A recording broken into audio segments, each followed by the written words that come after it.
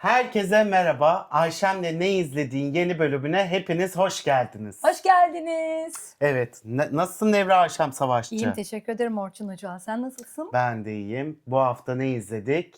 Jasmine Jasmine izledik. HBO'nun Dizisi. dizisi. dizisi. Daha 3 bölümü yayınlandı. 3 bölümünü izledik. Yalnız çok enteresan bir tespitimiz oldu. Biz 3. bölümü evet. izlemeye başlarken 1. bölümün olmadığını gördük. HBO'da 1. bölüm yok. Evet, yok. Bir şey olmuş o bölüme ya da bir şey yapmışlar. Bilemedim. Belki HBO sadece 2 bölümdür. 4. bölüm gelince 2. bölüm kalkıyordur belki.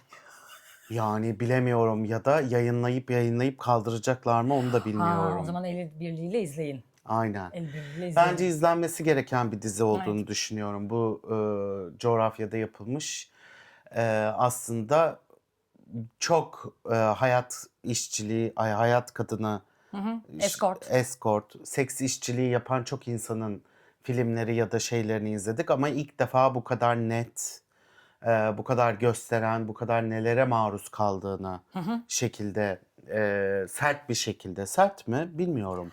Ya çok fazla karakterin, yani şöyle karakterin annesi onlar küçükken vefat etmiş. Karakterimizin adı Yasemin ve üvey abisi Tufan var ve babasından gördüğü tacizden dolayı abisi sinirleniyor ve öldürüyor.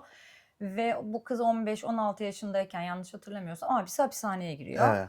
Ve 15-16 yaşından sonra da bu kız tek başına hayatta kalmaya çalışıyor. Aynen. Dizinin ilerleyen bölümlerinde yavaş yavaş işte anlattığı, serim yaptığı bölümlerde de işte liseyi bırakmak durumunda kaldığı. Çünkü lisede başına sorunların geldiğini tabii ki tahmin edebiliyoruz. Yani orada çok fazla klişe var. Hiçbir şekilde şaşırmıyoruz. O da hayatta kalmak için bakmış insanlar ondan faydalanıyor ve bu şekilde para kazanmak için eskortluk yapıyor. Motivasyonda annesinin de ölümüne sebep olan bir kalp rahatsızlığı var.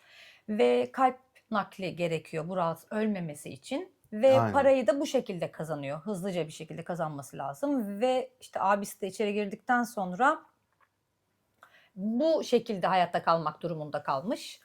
Lise terk olduğunu açıklıyor. Sonra abisi çıkıyor hapishaneden çıktıktan sonra abisi bir süre onun pezevenkliğini yapıyor. Yani dizide bu şekilde tanımlanıyor. Pezevenkliğini Aynen. yapıyordu diyor. Daha sonra işte onun sosyal medyada kendi paylaşımları, sosyal medyadan müşteri buluyor olmasıyla abisi onun korumalığını üstleniyor. Ve eskortluğum yapıyorum. Abim de benim korumalığımı üstleniyor diyor. Başına gelen bir şeylerde işte onu koruyor ya da gel al diyor ya da biri ona bir şey yaptığında hemen yanı başına güveneceği bir insan oluyor. Bu şekilde para biriktirmeye çalışıyorlar. Böyle bir hayatı var. Jasmine'in bir kalp nakline ihtiyacı var, Yasemin'in. Evet. Kalp nakline ihtiyacı olduğu sırada oradaki bir doktorla anlaşıyor. 70 küsur yaşlarında bitkisel hayatta olan bir hasta var. Kimsesiz, kimse ona gelmiyor, görmüyor. Adam vefat ettiğinde de Jasmine'in kalbi ona nakil olacak ve üst sıralara çıkması gerekiyor Jasmine'in beklemede. Bu noktada doktordan destek istiyor. Yani hayatta kalmak için Jasmine'in doktora verebileceği büyük bir meblağ yok. O da mesleğini kullanıyor doktorla birlikte. Doktora kur yapıyor, doktorla birlikte oluyor. Ve her gün adama gidip nasılsın diyor, onunla sohbet ediyor, onunla duygusal bir bağ kuruyor. Hani kalbini alacağı için. Hala onun 15 yaşından sonra birden ergen olmasından dolayı hayatında kalan çocukluk şeyleri var. Legolar yapmaktan çok hoşlanıyor ve her gittiği, birlikte olduğu evde de kendinden bir oyuncak bırakıyor. Evet. Orada da çocukluğunu devam ettirmişler hikayede. Abisi buna kol kanat geriyor ama abisi aynı zamanda üvey abi ve Jasmine'den bir şekilde hoşlanıyor.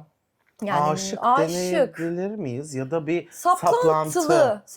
saplantı daha doğru bir Aynı kelime saplantı sanki. Evet. abinin atlara karşı da var. Abi jokey olmak çok istiyor.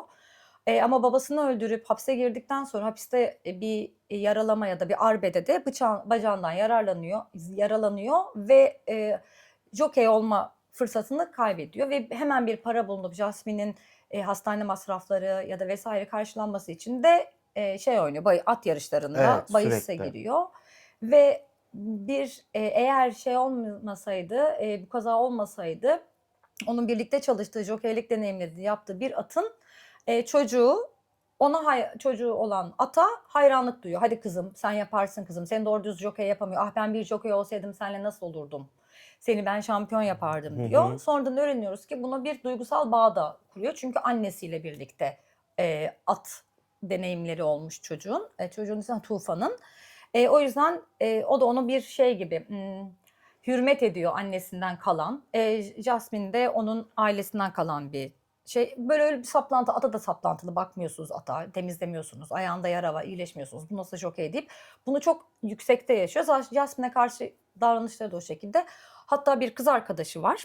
Kız arkadaşı da Jasmine'in aslında seks işçiliği yapan başka bir arkadaşı. Abisiyle aralarında bir şey var.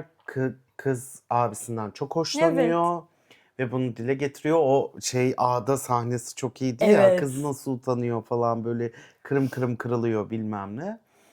Sonra gidiyor, abisi de ona karşı bir hoşlantısı var ama abisin, yani kız Gönlü kardeşinin Yasemin'de. aynı Yasemin'de. şekilde giydiriyor. Olay şöyle gerçekleşiyor. Peruklar Yasmin meruklar. ağlıyor ve abisinin üzerine yatıyor. Abi gel, hani bir gün kalbim çok acıyor deyip kendi ağlamaya başladığın abinin dizlerinde abi erekte oluyor. O erekte olduktan sonra o gün gidiyor Jasmine'e benzemesi için kızın bir kızıl bir peruk alıyor ve Yasemin'in kürkünü giydiriyor kıza Aynen. ve o şekilde bacağıma yat ve benden o şekilde seveyim deyip adam orada boşalıyor. Orada öyle bir Öyle şey var. değişik yani saplantı fantazileri var abinin. Bu yani izlerken seni azıcık rahatsız ediyor. Çok rahatsız eden şey var. Ee, Çünkü her şey bir arada yani. Yani çok katmanlı. Bir kere şeye ben üzüldüm. Her seks işçisi illa böyle dramatik bir Hayır aile canım. yapısına sahip değil. Değil. Ondan sonra bu yüzden de bu yerden bunu işlemeleri biraz üzdü. Şey işte sebeplendirme ihtiyacı diyor. Hani kötü yola düştü. Sen ne oldu? Hep bir şey arıyoruz ya. Birinin işte konsomatrist olabilmesi için illa ailesinden birinin ona bir şey olması lazım ya da başka birinin, hep böyle bir hikaye arıyoruz. Kader Yeşilçamvari, arıyoruz melodram hep. arıyoruz. Evet, melodram. Ben bunu kullanmışlar. Hani kullanıp kullanmamaları bir yöntem. Başka bir şey de seçilebilirdi. Bilerek seks işçiliği yapmak isteyebilirdi. Bundan keyif alan. Hani Aynen. Poor Things'te vardı ya bir Yunanlı yönetmen. Ay, adını unuttum. Poor Things'te de kadın cinselliği keşfettikten sonra ben büstünü öğrenmek için işte Fransa'daki Aynen. genel eve gidiyordu ve ondan keyif alıyordu. Keyif aldığı bir iş yapıyordu. Yasmin de arada bir sevdiğini söylüyor ama kahkaha atmak o cümlelerde geçiyor dizide. Ben gülümsemek istiyorum, ben börek yemek istiyorum, ben hamburger yemeye devam etmek istiyorum. Öleceğinin bilinciyle her anını yaşayan biri. Orada da biraz işte insanlar da orada yumuşak karnını şey yapıyor. Sanki hani isteyerek bir konsomatris Seks seks işçiliği. işçisi olmasaydı ya da eskort olmasaydı sanki onu biz bu coğrafya kabul etmeyecekmiş gibi orada dayandırdığı bir yer var. Ama en azından böyle bir deneme ya yıllardır yoktu. En fazla Gece Evet. Melek bizim çocuklar vardı ya da ne biçim mum kokulu kadınlar falan vardı çok eski Aynen. dönemlerde. O ara dönemde ben böyle bir Bir hikaye de Çıplak hatırlamıyorum. vardı. Çıplak da HBO'nun bir dizisiymiş. Ben onu izlemedim. O Blue TV'nin Özür dizisiydi dilerim. aslında. Çıplak da hani bir escort'un bir parti evinde işte oradaki 6-7 erkekle birlikte olmasını anlatıyordu. Oradaki hikayeleri anlatıyordu. Çıplak da çıplak ama bir geceyi anlatıyordu gibi. Bu biraz daha böyle bir seks işçisinin hayatına dahil oluyoruz. Onun bütün anılarını, bütün gezmelerini, işte kıyafet bakarken, ağda yaptırırken, işte kendini pazarlamak için fotoğraf çektirmesi gerekirken fotoğraf çekiminde, işte adamlarla diyaloglarını, müşterilerin istediklerini, hep bunları dahil ediyor bize. Ve bu dahil etmesi aslında seni rahatsız etmiyor. Tanıklık Ediyorsun ediyorsun. bundan.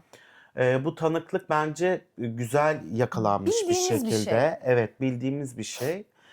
Ee, Yasemin bu konuda şey mi bilmiyorum. Bu işi yaptığı için mutlu mu, mutsuz mu?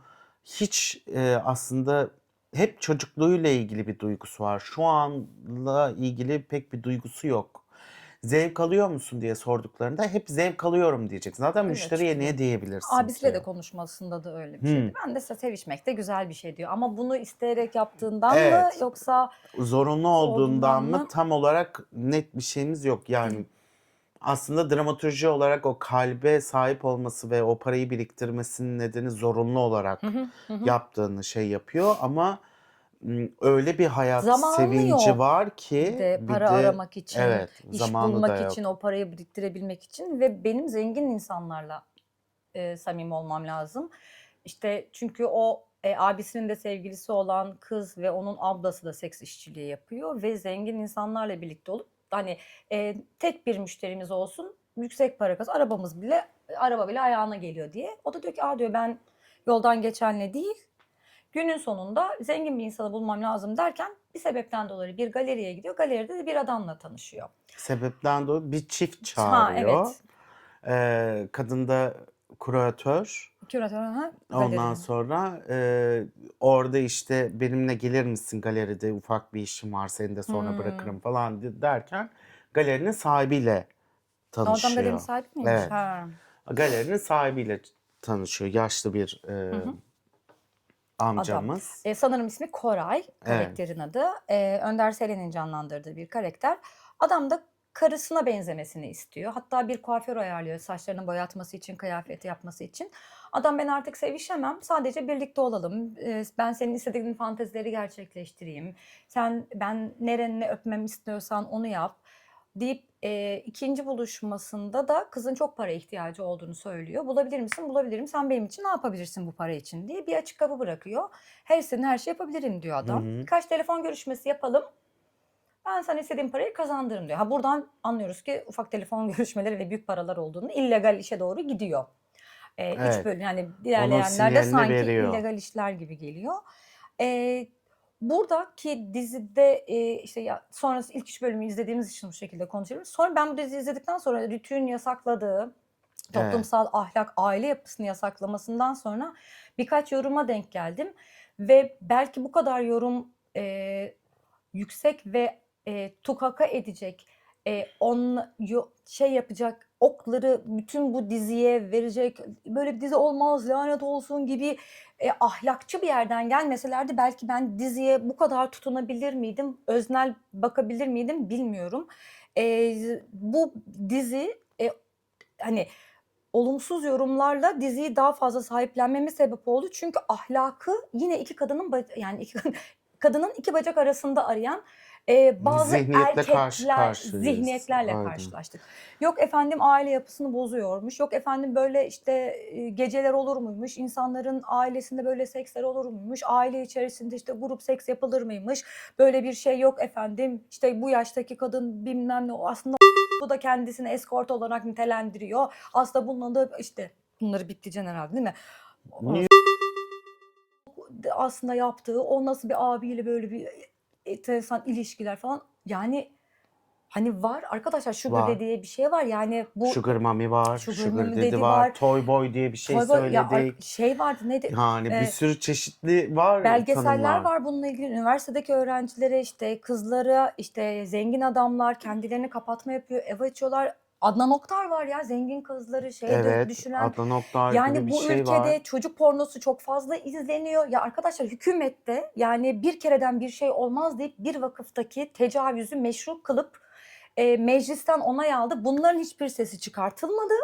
Yok efendim bu dizide bu kadar ve de bu normal kanallarda değil, para verip izleyebileceğim bir kanalda. Evet. Ve açık açık bu kanal için işte şöyledir, cinsel bilmem ne yapılır, şu olur, bu olur diye de acayip belirtiliyor. Bütün Rütü'nün belirlediği artı 18 ya da artı 20'si cinsel içerik içerilebilir, işte alkol, uyuşturucu yok. İşte alkol, sigara vesaire olduğu uyarısı yapıyor ve sen istemiyorsan bu platformda açmazsın. Velev ki aileler platformu çocuklarına izletmeyebilir. Yani bununla Türk aile yapısı mı gidiyor? Zaten platformların artık artı 18 şeyleri var. Eğer açıyorsan çocuğuna bir platformda bir bölüm profil, o profile artı 18 yapmıyorsun. Çocuk profili yapıyorsun. O zaman zaten artı 18'leri izleyemiyor. Önüne bile çıkmıyor bunlar. Yani bu Yani böyle bu kadar korunaklı bir platformda yapılmış bu işin aynı zamanda bu kadar seks işçiliği yapıyor diye bu kadar aşağılanması, bunu sahnelerin Türkiye'de böyle olmadığını iddia edenlerin hepsi evet. Yani bence yani bir şekilde bunların var olduklarını biliyorlardır. Belki de şahit oluyorlardır. Belki yaşıyorlardır. Bilemeyiz. Evet ve de herkesin özel hayatı ama Yani bir ülkede seks işçiliği bu kadar artışta ve revaçtaysa demek ki arz talep meselesi var yani bu ya bu işte. ülkede uyuşturucu da arttı. Yani orada yapılan istatistiklerde Türkiye'nin ne kadar hem kullanıcı olarak yapılan araştırmalarda ilk bilmem kaç sıra yükseldiği, uyuşturucu Tabii. satıcılığının bilmem kaç sıra yükseldiği, baronların bu ülkede çok fazla olduğu ve bütün televizyonlarda dıkşın dıkşın dıkşın dıkşın herkes bilmem ne yapıyor. Kadınları öldürülüyor televizyon üzerinden. Bu adamlar işte Genel de gidiyorlar ana karakterler bilmem nerede de yapıyorlar. Hem normal televizyonlarda hem platformlarda ücretli alınan bunlarla ilgili herhangi bir ahlaksal açıklamanız yok. Ve birden buna dındır dındır dındır yapıyorlar. Gigolo diye bir tane dizi var Gain'de.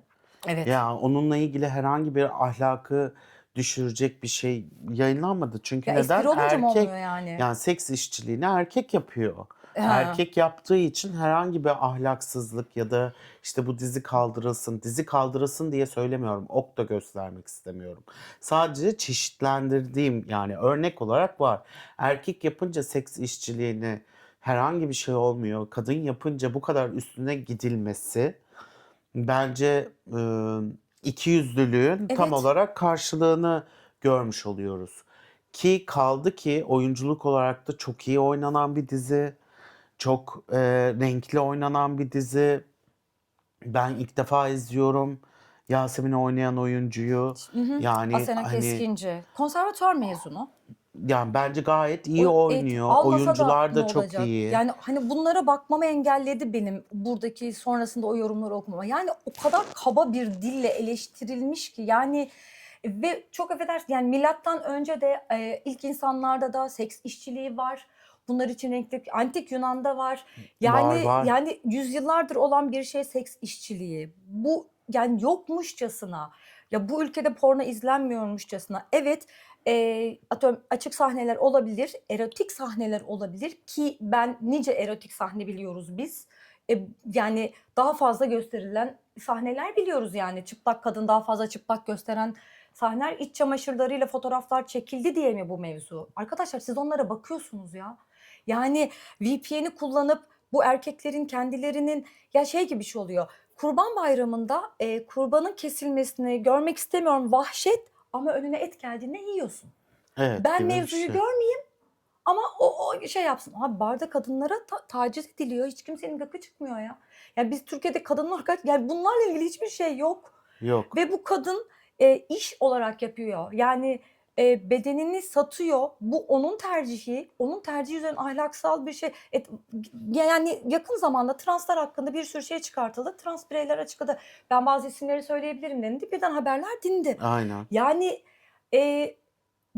bu bu erkek dili ahlakçılığı kadın bedeni üzerinden atfediyor olmanız yani ilginç ya. Yani ne işte şey kullan, aplikasyon kullan. Aplikasyonla birlikte kadınla birlikte ol. Kadın para isteyince mi ahlakın oluyor yani? Yani bu ya beni çok sinirlendirdi. Süleyman Demirel'in bir sözü vardı ya, zürafa sokağı kapatalım da bizi mi? Ha gibi. Ya hani bunun e, Manukyan gibi bir geçmişimiz var bizim. e, Yani Zürafa Sokak sokağımız diye var. Karaköy'de büyük bir sokak var. Genel Ve evimiz vardı. bu genel eve çok ünlü bir lisenin penceresi de bakıyordu. Hı. Çünkü Hı hı hı hı. ve o zaman da yetişen ya da o lisede okuyanların ahlakları bozulmadı da o zaman o Zürafa Sokağı destekleyenlerin ya da şimdi ahlakları bozulup şimdiye bu şekilde gelmedi de bozuk ahlaklı. Böyle bir dizi çıktığı için mi ahlak bozulacak? Yani bazen geçmişi unutuyor ve başka bir şekilde Geçmişe yorumluyoruz gerek her yok. Yani şeyi. aleni bir şekilde yapılıyor abi. Adnan Oktar Aynen diye bir yapıyor. şeyimiz var yani. Aynen. Belgeseller var, insanlar açıklamada bulunuyorlar. Hani bu hayatı tercih ediyor olmaları niye bu kadar sizin zorunuza gidiyor? Bir insanın para kazanmak için bunu tercih ediyor olmaları. Yani o hani dediğin gibi hani filmde bunu tercih etmeleri için hasta olması ya da daha önce üvey babasının ya da işte babasının tacizine uğruyor olması, lisedeki arkadaşlarının tacizine uğruyor olması yazık bundan dolayı böyle oldu. Ya bu bizim çok ay yavrum yazık deyip erkek aklının istediği bir şey. Aynen. Bu böyle oldu. Çünkü normal şartlarda seçemez herhangi bir Hı şekilde. hı. Bilmiyorum oradaki bir iki yorumu görmek ahlakçılık yani yapıyorsanız ahlakçılığı televizyon dizilerinde hele TRT'nin dizilerinde çatır çatır kadınlar öldürülüyor. İşte başkası başkasının karısını ben seni nasıl öldürürümün fantazileri yapılıyor. Bunlar için herhangi bir yazı ya da bu kadar aleni bir şey yok ama bunun üzerinden çıktı. Okey bu dizinin patlaması için belki Asena Keskinci'nin vakti zamanındaki küçükken oynadığı dizilerle ilgili açıklamalar falan her şey sizi irite etmiş oluyor olabilir. Böyle bu yönden işte ben mobbinge uğradım deyip dizinin reytinglerini arttırmak için bunu tartışın o zaman. Ya Bu olay da oldu mu olmadı mı da bilmiyoruz bu arada. aynen. E, O oradan gidin ama dizinin yapısıyla ilgili ahlaksızlık işte bizim ahlakımızı bozuyor gibi bir açıklama yapılıyorsa eğer orada bir sürü soru işareti oluyor. Yani sen bu zamana kadar bu kadar ahlakı düşünürken işte hak, hukuk, adalet diye ya da İstanbul Sözleşmesi hani bunlardan çıkarken var olan süreçte işte aflarda evet. verilen cezalarda hani nerede o zaman bizim ahlakımız burada da bozuluyor. Aynen ve velev ki hani artı hani bununla ilgili belki haberdarsınızdır. Bir yönetmenin ismini yazıp yanına ifşa diye Google'da arattığınızda yönetmenin yaptığı tacize o zaman konu edinin. Ya da aynen İfşada ismi çıkan bir adam. Hani dizinin şeyinde en son jenerik. jeneriğinde yönetmenin ismi kaldırılmamış. Senaryoda da var. 2 kişi yazmışlar senaristini. Sadece şeyin Ozan Ağacı'nın ismi gözüküyor. Neden yönetmenin ismi yok diye merak etmediniz mi filmi araştırırken? Aa yönetmenin ismi yok. Aa yönetmeni kimmiş? Bulup ve bunun durumunu da araştırabilirsiniz. Yani bilmiyorum sonuçta platform para verip izlediğim bir yer. Yani HBO uluslararası bir kim şey. İstemek evet istemeyebilirsin. öyle. Yani şey de var işte Netflix için insanları işte gay yapmak istiyorlar. İşte yeni nesil gay olacak falan filan gibi. Arkadaşlar bir şey izlediğinizde bir şey oluyorsanız eğer asıl zaten Tehlikeli olan sizde bir şey bir bu. sorun vardır yani. Bir şey izlerken bir şey olmazsınız. Eğer bu kadar çabuk değişebiliyorsunuz ya da bu kadar çabuk etkilenebiliyorsanız bu durumdan aslında şu ana kadar yaşadığımız ortamın çoktan değişiyor olması lazım. Bir şey izlediğinizde hemen değişiyorsanız o şeyi başka türlü izletirlerdi, başka şey değişirdi. Demek ki böyle bir şey söz konusu değil. Aklınız fikriniz var, mukayese yeteneğiniz var. İzlediğiniz her şeye Evet. benzemek zorunda değilsiniz. Merak edebilirsiniz, özenebilirsiniz. Ergenliğiniz 32 yaşına kadar uzadı. Bunu kullanabilirsiniz. Atıyorum A müzik, ne bileyim metalcilere özenebiliriz ya lisede metal, rap müziği özenebilirsiniz. Ressam olmayı özenebilirsiniz, değişebilirsiniz. Kayak yapmayı özenebilirsiniz, Tabii. deneyimleyebilirsiniz. Ama bir iş beş dizi izlediğiniz için siz kötü olmazsınız. Kötüsünüzdür zaten ki zaten insanlık kötü yoksa dünya bu halde olmaz çocuklar Aynen öldürülmezdi. öyle. Hani iyiliği tercih edebilirsiniz ya da aa bu yanlışmış bana göre deyip ya mukayese edebilirsiniz, çapraz sorgu yapabilirsiniz, başka şeyler okuyabilirsiniz. Bir diziyi de girdim, Escort'u izledim, eyvah benim aile Ay ahlakım ben de hemen bozuldu. bir escort sitesine girdim. Arkadaş Sitesi var mı bilmiyorum. İşte yani fotoğraflarımı çektim. Bakayım benim piyasam nasıldır diye bir piyasa araştırması yaptım. Yani böyle bir şey olabilir mi ya? arka, Bu her gündüz izlediğimiz kuşak hikayeye programlarında şahit hangi olabilir aileleri miyiz izliyoruz yani? ya? Gündüz kuşak programlarında izlediğimiz Müge Anlı şeyler ya. var. Müge Anlı'da neler Oradaki izliyoruz arkadaşlar? yani Neler oluyor bu yani? yani yaşanılan şeylerin doğru ya da yanlış olduğundan değil ama ay, ekranda görmek mi siz hakikaten yani önüme et geldi ama ben kurbanın kesilmesini izlemek istemiyorum.